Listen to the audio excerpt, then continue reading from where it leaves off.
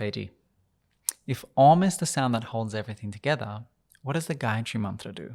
It illuminates. The whole mantra is a prayer for the intellect to be enlightened. Not the heart or the body?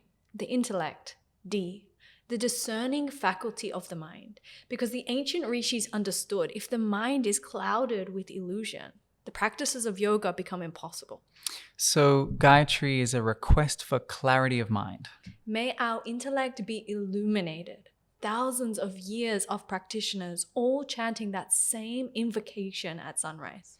This is Gāyatrī, the mantra that lights up the mind. I've practiced yoga consistently for over 10 years now, and I know that the most important part of building consistency is community. Other people to hold you accountable. And second to that is a solid practice plan to help you experience the true benefits of the practice. And this is exactly why I created the OmSom App. It's a free study tool to help you learn the Sanskrit and the philosophy of yoga. Plus, it's the home to our online community, which we call Sadhana Sangha. Every single month, the team and I offer 5 practices, and I guide you through an Asana workshop as well as a subtle technique, and we translate a few lines of the Yoga Sūtra together. It's honestly been my dream to create this app since I started teaching, because this is what I truly needed when I started practicing. So check it out in the show notes, or just search OmSom in the App Store. That's OmSom. Now, back to the episode. Namaste. Welcome to the OmSom Veda podcast, my friend Paige. How are you today? I'm doing so great. How are you? I am pretty well. I wanted to just bring something to your awareness before we start this episode. Okay. We got a couple of comments. Oh my God, we have to talk about it in public. We got a couple of comments last week that you've been making some noises on the podcast. That you've been umming and ahhing too much. And I must say, this is something that I've noticed before. I noticed it when we were in the last training together with Indu, and Indu was talking and she was lecturing, and you were sitting right next to me, and you were sitting so close to my ear, and you said, yeah. And I listened to last week's podcast. I took the comments seriously. I listened, and they were right. You do a lot of umming and ahhing and yesing, and it's very affirming, and I appreciate it. But today, let's try. Let's just try and... I think, let me just say, first of all, Aaron is like a words of affirmation guy. And so he's trained me to give him this constant validation that I'm listening and I'm engaged and we're in the conversation together. So I think that's part of that. I will take accountability. This is me just taking accountability for the whole situation. And I think at the end of the day, the umming and the ahhing, like we could pay for somebody to crop that out, because I know a lot of podcasters do, but we always want it to just be authentic. And I don't know if we could. Yeah, I feel like most podcasts, Maybe. when we started, we were like, we're never going to edit it like that, because we want it to be an authentic conversation. Okay. And in authentic conversations, people and ah. Yeah. It's true. So it's like, well, I understand. I respect the feedback. I will do my best not to and and ah, but I think there is a part of me that's like a little bit like, yeah. When you're engaged in a conversation, it's tasty. Yeah, it's like we do this authentically as us. We don't get paid for this. Like we do it on the spot. We don't script it. Yeah. So it's like there's that element too. So yeah. I love it. All right. So those 2 people who commented, we'll try our best. We'll see how it goes.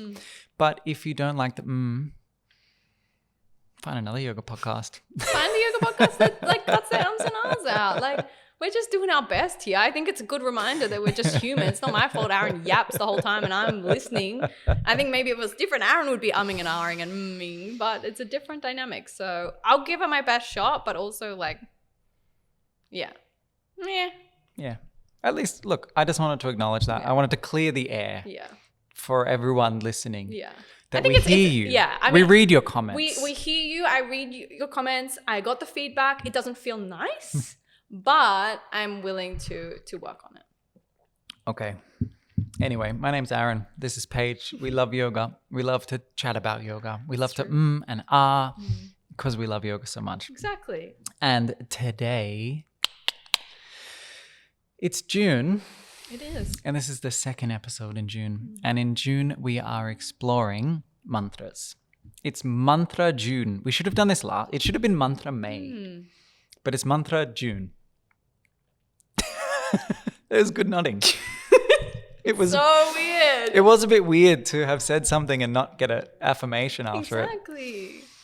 It's like this. I'm just holding you in silence. Yeah, and you're also holding. even a It's conversation. Prajna Pramada. If you don't know what Prajna Pramada is, it's allowing the natural urges of the body to come out. Yeah, and in Ayurveda we call these crimes of wisdom. It's like if you're withholding certain things, I don't think in the text they say ums and ahs and mms, but like yawns and crying and everything like that, farts, that kind of thing. If you're withholding it, it's a crime against the natural wisdom of your body. Yeah. So, and I think just to just take an absolute detour away from what this episode's about. And then we'll get into it. Then we will get into it eventually. And I know you want to hear about the Gāyatrī mantra, but when you work in a role such as us, where we do a lot of talking, we teach yoga classes, we teach trainings, we're doing this podcast, we're constantly talking for a living. It does create an excess of what we call udana vayu, the up and out energy. And I think that when that energy is moving and maybe becomes a little bit imbalanced, like the voice just kind of wants to move and the vocal cords want to move because that's the way the prana is moving. It's a creative energy. I can see you nodding. You're doing a great job. But maybe it's something that we shouldn't suppress.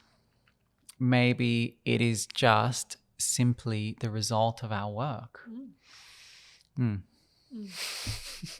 All right. You want to hear a story? Yeah, let's do it. Let's count the ms as I tell the story. No, we're not counting them. Selena can put a counter on the episode now. I'm not. My mouth is shut. Okay. So do you remember the story about when all of the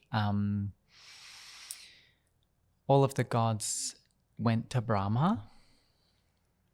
Yes. You do remember it? I think so. Okay. Do you want to tell the story today? No, definitely not. You can do it. Okay. So everyone goes to Brahmā. And if you are not aware, Brahmā is the creator in this mythology story. So Brahmā created the universe, and then everyone goes to Brahmā and they say, Brahmā, Brahmā, there is so many things to know in this universe. Can you please help us to make sense of it all? And so Brahmā said, yeah, I will. So what he did was he went and he wrote for them the Vedas, the 3 Vedas. And the Vedas, as you may or may not know, are some of the earliest written texts on the planet. They're written in Sanskrit, and they contain lots of information about lots of different things.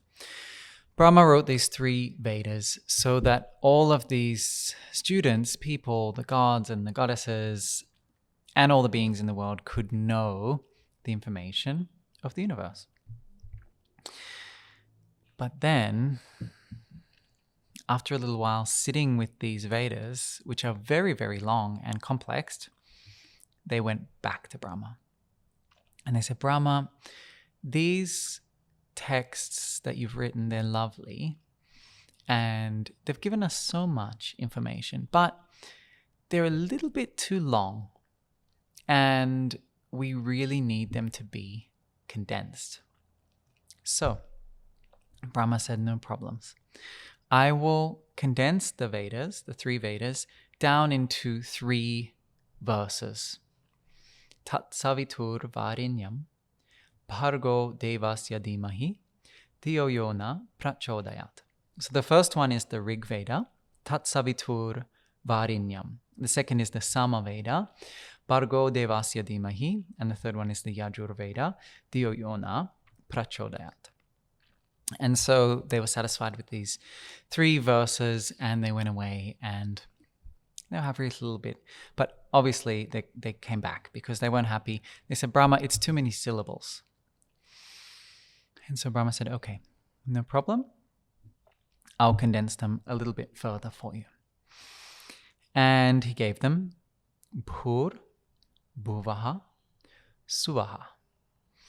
The three worlds contained in three words. 3 worlds, 3 words. Now, they went away again. And they contemplated on these 3 words again. And then they got a bit impatient. They said, Brahmā, Brahmā, 3 words is too much.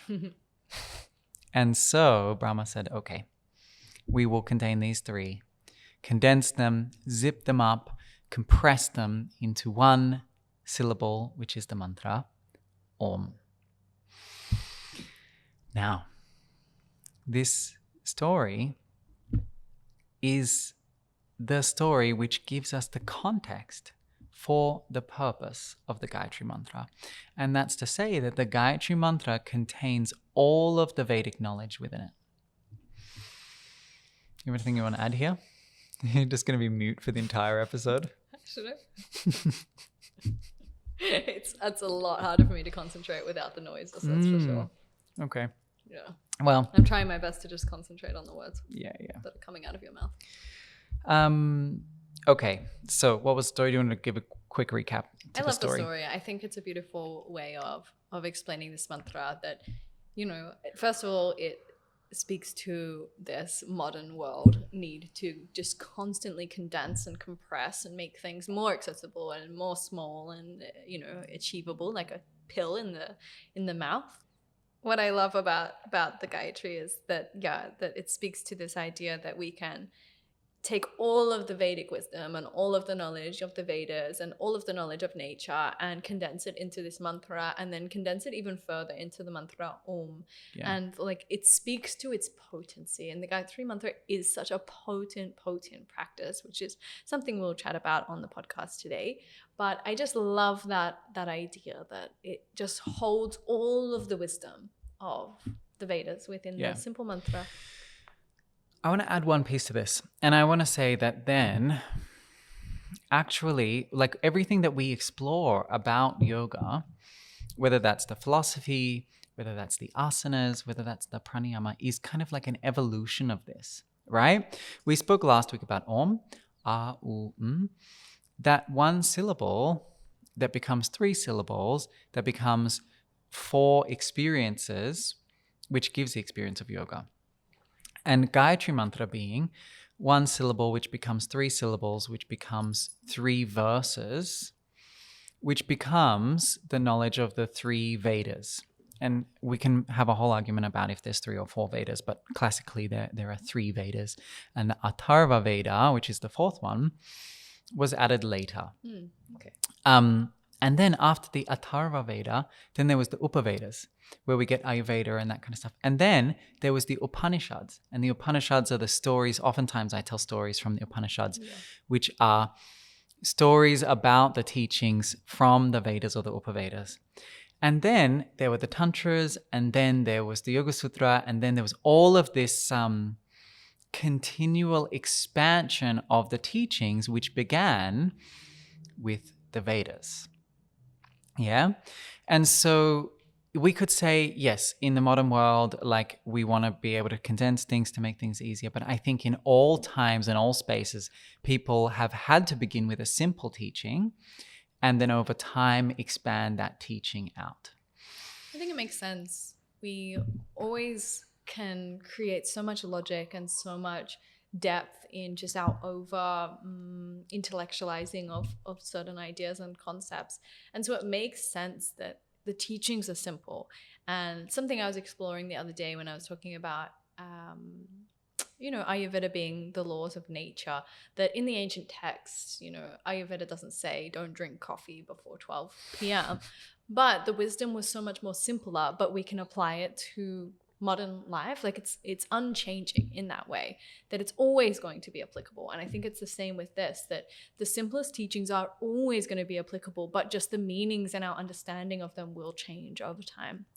And what allows that understanding to deepen and the meaning to expand is the illumination of the mind, right? And this is exactly what the Gayatri Mantra is speaking to. The essence of Gayatri, yeah.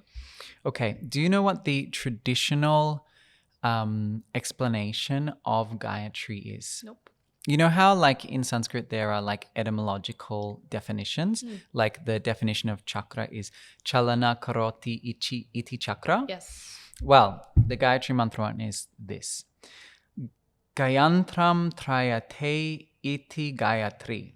She who protects, recites, and sings is Gayatri. She who protects, recites, and sings is Gayatri. As the goddess? That's a really good pickup. Because you're 100% right. This is referring to Gāyatrī Devī. Now, it's also referring to Gayatri as a meter, a poetic meter. It's called a chanda. And what that means is 24 syllables arranged into 8 by 8 by 8. Yeah? Count out the syllables. Tat savitur varenyam. Niyam. Bhargo devasya dhimahi. Diyo yona prachodayat. Yeah, 8 by 8 by 8. Now, that Gayatri meter, 24 into 8 by 8 by 8, is the same way that the entire Vedas have been written. And if you listen to a recitation of the Vedas, they are recited in that format, 8 by 8 by 8. Interesting. So this mantra is the mantra that is of the Devi, the goddess, who is the meter of the Vedas. Which is kind of like the melody or the Exactly. rhythm of the rhythm. Vedas. Yeah, the poetic rhythm. Yeah. What was that poem thing that you told me about that one time? Haikus. A haiku. What's a haiku? I think it's like 575. Yeah, okay. So it's the same as like a haiku. Yeah. But in the Vedic tradition, Gayatri is a meter. Yeah, so a haiku is 3 lines, very similar. 5 syllables in the first, 7 syllables in the second, 5 syllables in the third. And that's what makes it a haiku. Exactly. Okay, so traditionally it's very important because that's how they structure the mantras, that's how they structure the knowledge. And it helps for memory retention because everything is chanted in the same way, right? And the Vedas, because they're very, very long, they get chanted in this very specific meter so that retention is easier. It makes sense. Okay, and so then there is a goddess who is said to be that specific meter. She's called Gāyatrī Devī. And Gāyatrī Devī is the feminine form of the morning light, right? The light of the sun, the power of the sun. It's not the sun itself, but it's the light of the sun. And what does the light of the sun do? Illuminates. Yeah, and in this specific context, the light of the morning sun is said to illuminate the mind. So it's likened to consciousness, really. Yeah, exactly. Okay, so shall we translate then the mantra? Sounds good. Okay, so the first line is Om Bhur Bhuvaha Suvaha. So maybe why is this the first line? Because what we're speaking about is 3 lines, 8 by 8 by 8. Yeah. And that starts with the Tat Savitur Varenyam, second line. So what is this first line? Maybe even before you explain the definition. Okay. This first line is called the Viriti. And it is invoking this light at these 3 places. Okay. Right? In the Pur, the Bhuvaha, and the Suvaha. There is an extended version of this, which is 7. It's true. The 7 planes of existence. But the most common one is just naming these 3.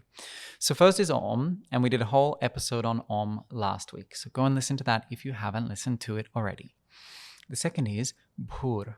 And the Bhurloka is the place which is the physical world, the physical realm. Like So Earth. it's your body, it's the earth. The Bhuvaloka is the space, the outer space, right?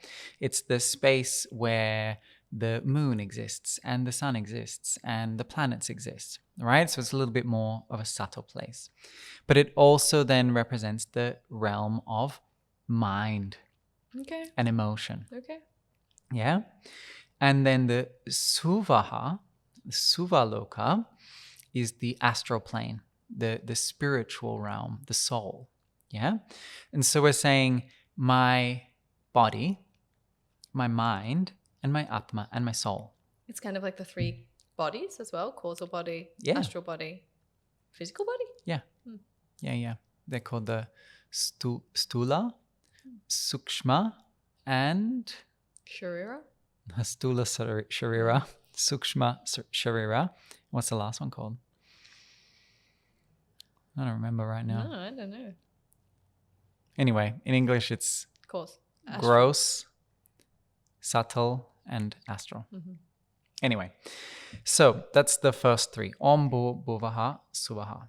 Okay, and I'm sure you're going to get into this, but that final word, suvaha, why do we sometimes say swaha? It's just a mispronunciation. It's meant to be suvaha? Yeah, swaha. Oh. But it's just said very quickly. And so we mishear it as swaha. Because a lot of people are very familiar with the word swaha. But swaha is something different.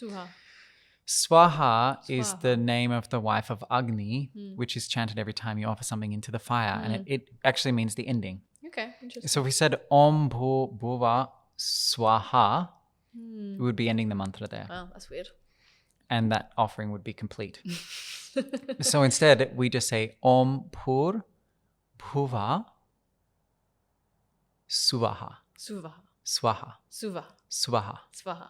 Suvaha. Suvaha. Suvaha. Suvaha. Suvaha. Instead of Swaha. Swaha. Swaha. There's a U before the V or W. Suvaha. Mine doesn't sound like yours, but that's okay. All right, it sounds good. Okay, then we have Tat Savitur Varinyam. Tat means that. Tat sat, that truth. Tat.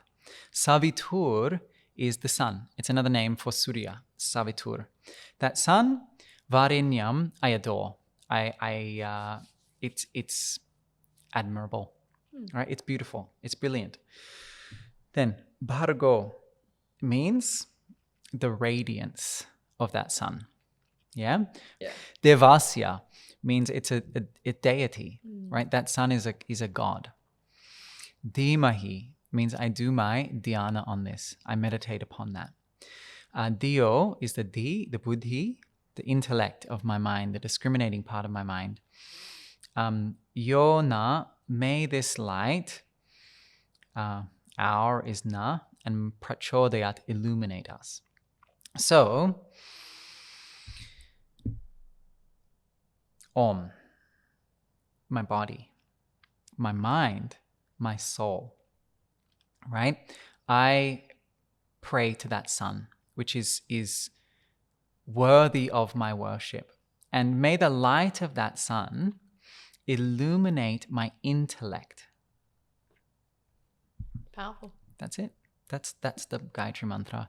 And there's so many different translations that are kind of like poetic translations. The one that always comes back to me that I learned a long time ago is like, you who is the source of all light, whose rays illuminate the universe, may you also illuminate my heart so that it may do your work. That's a bad translation.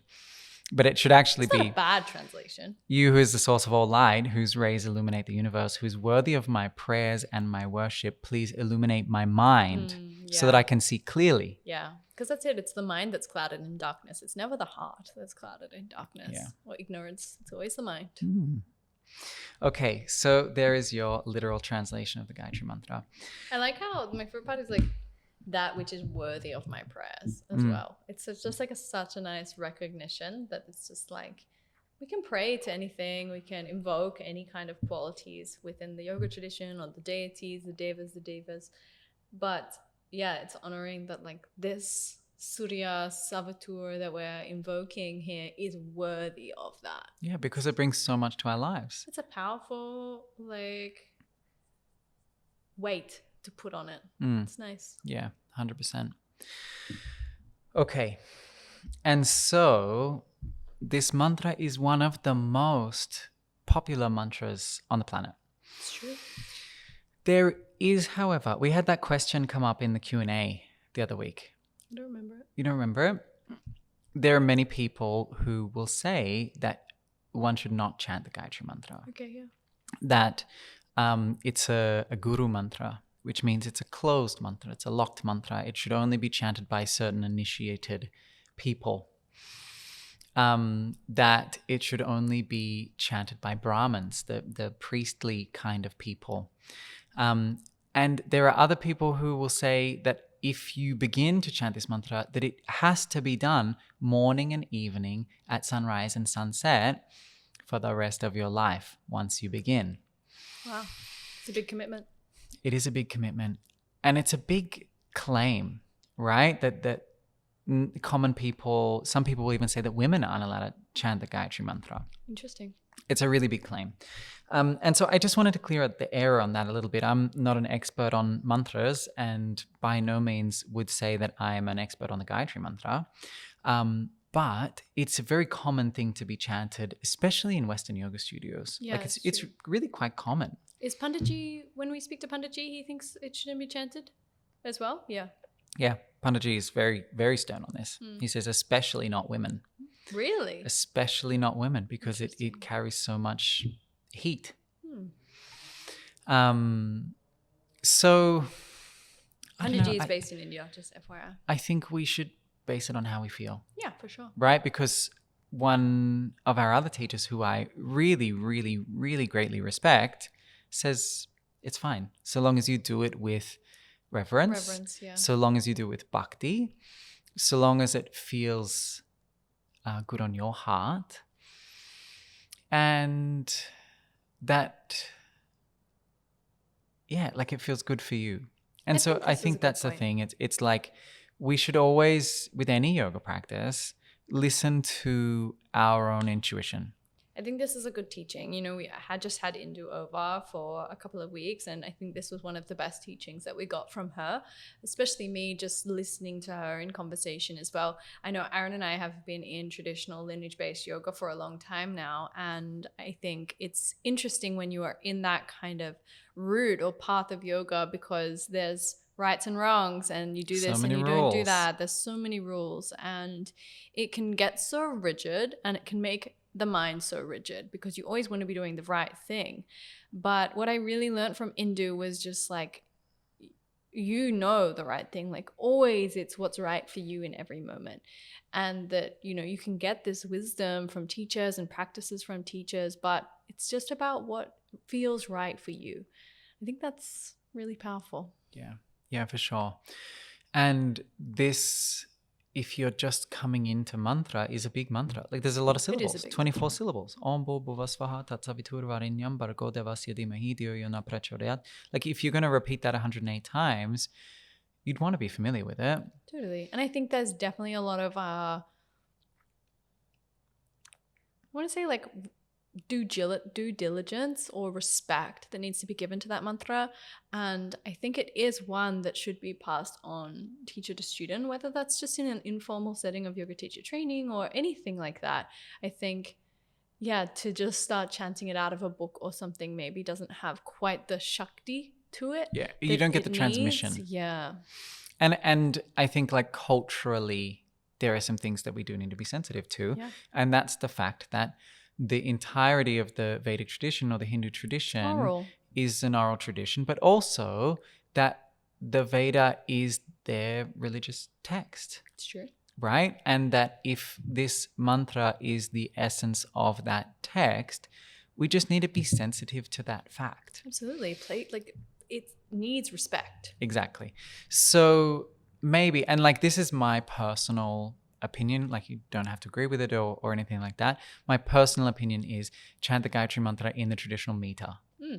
Right? Chant the Gāyatrī mantra in the Vedic meter at least, you know? Especially if you want it to be in that meditative invocation based, because, you know, there's so many bhajan or songs. Well, that's what I was kind of saying. That's kind of what I was leaning towards was like, yeah, like people will take this mantra without even really knowing what it means. Like that mistranslation is there. Of course. They think they know what it means, but they haven't ever really looked at like what does each syllable refer to. And then they'll be really inspired by it because it sounds cool, because it's foreign, it's a different language. And then they'll get out their guitar and kind of create some melody to it. which is fine. It's beautiful. I'm not trying to diss anyone here.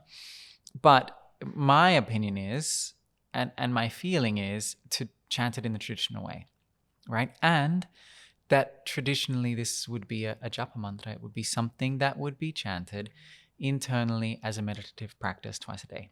It's funny that you bring this up because Aaron and I have been learning mantra recently, and we've learned it in 2 different melodies. I stupidly sent him the audio recording of a different one. I sent him both, but he picked the opposite one to what I was learning. And it's interesting because Aaron's is such a traditional like Vedic style chanting, whereas mine's like a little bit more like melodic. And it's interesting because it's all about Shri and it's all about beauty and radiance. And, you know, my perspective on it is this chanting of it, you know, it's still all pronounced correctly, but it's just adding like a little element of Shri to it. And whereas you're kind of like in that like rigid, like this is the meter that it should be chanted in. So I think there's power in both of those, and it comes back to what feels right for you. And what allows you to feel the bhakti toward that mantra. Absolutely. And I think at the end of the day, if we're doing it as a serious meditation practice, then it should be 100% chanted. Silently inside your mind with that rhythm. It's so innate when it's internal chanting, but when it's outside and, you know, you want to cultivate that Shri or you want to just play with the voice, it's these options. And maybe that's why mantras are traditionally secret, because if it's a secret, it's only repeated inside your mind, right? It's something that you hold inwardly. And if you hold that practice inwardly without blasting it out on Spotify to the world, which we are doing right now, mind you, or posting it on your Instagram that you're sitting there with your harmonium and chanting this mantra, like if you keep that internally, it will illuminate your mind. Yeah. And no one else needs to know about that. It doesn't need to be something you broadcast to the world. I think this is an interesting thing. And what you bring up is like, this idea of secret mantra. And if you don't know, sometimes you can get initiated in with a mantra that is repeated to you and you are asked not to repeat it to anyone else. It's usually whispered into your ear. Exactly. And I think there's power in that because we speak of this concept often, the Tao which can be named is not the eternal Tao. That as soon as we start to label or give words to something, we're moving away from its essence. And I think perhaps what we haven't spoken about yet in these mantra episodes is that the essence of these mantras is a feeling. And it's kind of like we speak a lot about mantra, yantra, mandalam. That there's mantra, which are the words, there's yantra, which is the form, and then there's mandalam, which is the manifestation. And so we chant these mantras to bring us from mantra to yantra to mandalam. And I think that's an interesting concept because at some point, and I've only really learned this recently, but at some point you let go of the syllables. The syllables, 24 syllables, condense into a spanda, into a pulsation that is the Gāyatrī, that is the essence of the mantra. And the essence of all knowledge. And eventually that spanda becomes the manifestation of Gāyatrī. That this is an interesting thing because the mantra is helpful, but it also, the syllables bind us to some extent. To some extent, we have to be able to let go of the mantra and let go of the syllables to take us into the experience of the mantra. And that is just an interesting thing to ponder, that we want to learn the rules to forget the rules. We want to learn the mantra to forget the mantra and just be in the experience of the essence of Gāyatrī. Exactly. And the mantra becomes our japa, which means it's self-repeating in the mind.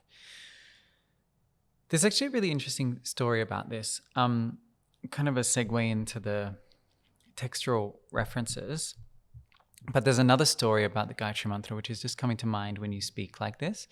And that is that there was a king, and that king's name was Vishvamitra. And Vishvamitra went one day and he had everything that a king could want. You know, he had a huge army that was very powerful, and he had all of this gold and riches and an incredibly safe and prosperous kingdom. But he came across this sage who was called Vashista. And he was just a single sage in a mud hut in the forest. But he had in his possession something that Vishvamitra didn't have. And that was a cow that would grant any wish that he desired. And so he demanded this sage, give me your cow. And the sage said, no, I will not give you my cow. This cow is the manifestation of the tapas that I have undertaken. Wow. I received this cow from the gods and you cannot take it away from me. And so Vishvamitra said, well, if you're not going to give it to me, I'll take it by force. And he comes back with the army. Oh. And this whole thing ensues, but he can't get the cow from Vashishta. And so he says, well, if you took this, if you receive this cow from your tapasya, then I will sit and meditate until I receive that same divine spark. Interesting.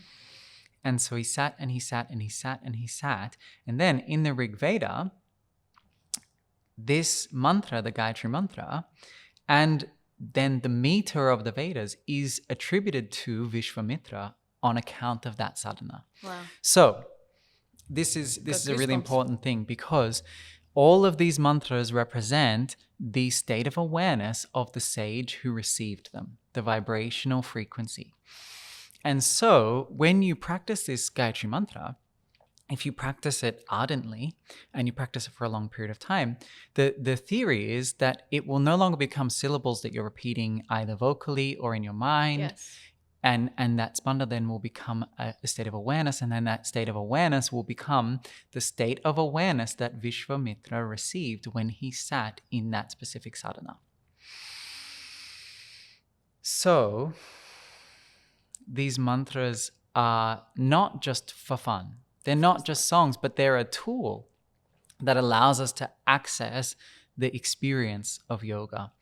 And it's the experience of yoga through this specific sage. It's powerful stuff when you put it like that.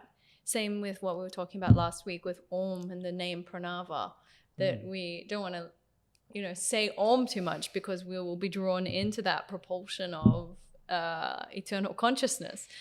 But yeah, it really speaks to the power of that if you practice ardently with effort and also non-attachment, that you can achieve these states of awareness that sages were in. Like, wow, what a powerful tool. And then you don't need to study anything. You don't need to learn the Vedas. You don't need to learn about yoga. You don't need to understand the philosophy. You live that experience. Become that experience. Super powerful. Yeah. Okay, a couple more. Let's get into it. How long are we going? We always say, let's do a quick one. We're in 38 minutes. I love that for us. Okay. The Chandogya Upanishad says, all this whatsoever is the Gāyatrī. Speech is Gāyatrī. For speech signs and protects all of this. So for speech sings and protects all this whatsoever. Saying that the Gāyatrī is the principle that sings the world into existence, it's saying that vibration creates existence, which is right? What we know. And it's a specific reference to this Gāyatrī mantra, which we just said about this story about Brahmā, that speaks to all of creation. And it speaks to Samkhya Darshan, speaks to the descent of consciousness into matter, that it started with a vibration, a awareness, a pulsation, and then it created matter, created the universe. Mm-hmm. Okay, then in the Bhagavad Gita, Krishna says of himself, among the meters, I am the Gāyatrī. All right? And that's to say that the Gāyatrī meter of the Vedas is the most divine, poetic meter. Makes sense. The story that I spoke to before about Brahmā taking the Gāyatrī from the three Vedas comes from the Manusmriti. And it also says, someone who receives the Gāyatrī, preceded by the Viritis, at both twilights gains the merit of reciting the entire Vedas. I think this is just a really cool idea, that you don't have to learn the entire Veda. You don't have to chant the entire Veda to receive that nourishment. That all you need to do is chant the Gāyatrī mantra in the morning at sunrise and in the evening at sunset. And we have been gifted this mantra as a way to condense the Veda, the knowledge of all of nature, into our modern world. If we had the time to chant the Vedas, 3 Vedas all day, yeah, wow. But it's just like, no, we're in a modern world now with modern needs and demands. So here's the Gāyatrī mantra, and it's just as powerful. It's great. Exactly. Okay, you want to have a little quick chat about what the Gayatri can do within Ayurveda? Yeah, absolutely. So the Gayatri mantra, as Aaron kind of suggested before, is quite a heating mantra. It's quite a solar mantra. We're speaking about Surya, we're speaking about Savitur, and bringing in this heat into the body. So it's inherently related to Pitta dosha. If we break Pitta dosha into a few different the subtypes of Pitta dosha, I'm not going to go into them now, but there's one that's called Sadaka Pitta, and this lives in the heart but also the head. And it's said to be this state of Pitta that kind of transforms our experiences into wisdom. And this is the subtype of Pitta dosha that's associated with Gayatri, that it's exactly what we were speaking to at the start. It's what illuminates the mind. It's what brings that clarity to the mind and to the heart and to the whole experience.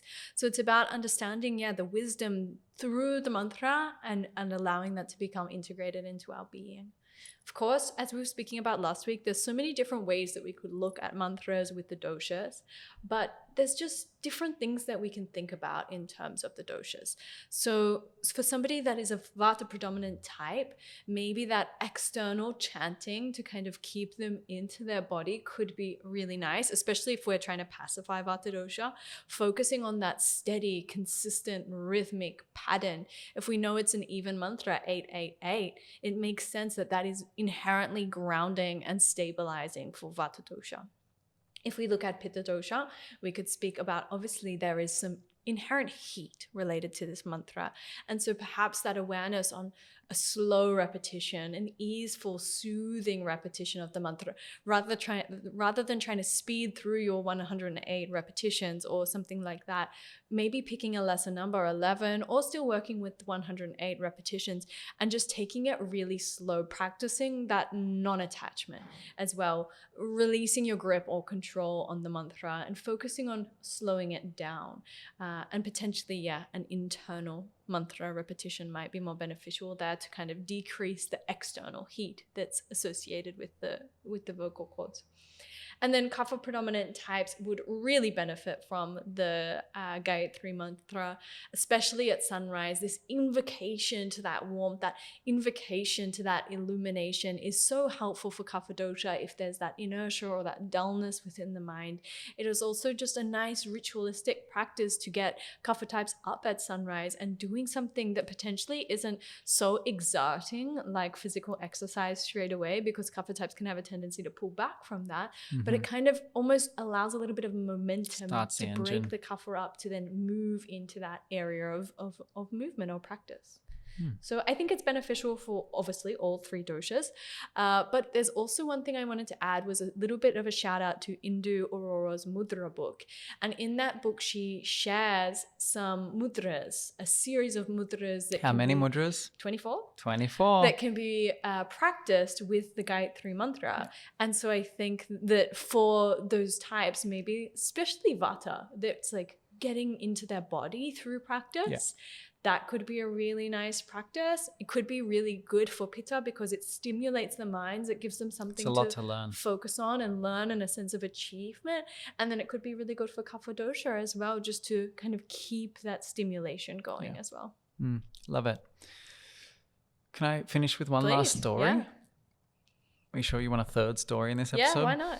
All right, this final story, and it's just a warning to all of you out there who want to start chanting this mantra. A student went to his teacher and he said, please teach me the Gayatri mantra. And the teacher said, no, you're not ready. Your ego is too big. And he said, no, I'm ready. I promise I'll do everything that you ask. And the teacher says, are you sure? And the student says, yes, I will do everything that you ask. And so the teacher says, well, this mantra holds the power, the Shakti of the sun.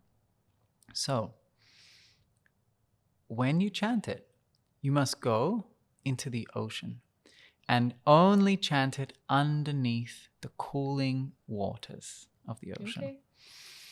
And so the student went away and he went home and he thought to himself, that seems a bit silly. I'm just going to chant it in my bedroom. So he sits down in his meditative posture and he chants the mantra and he chants the mantra. And once he finishes, he starts feeling really hot and he starts sweating. Oh dear. So he gets in the shower and he just can't cool down.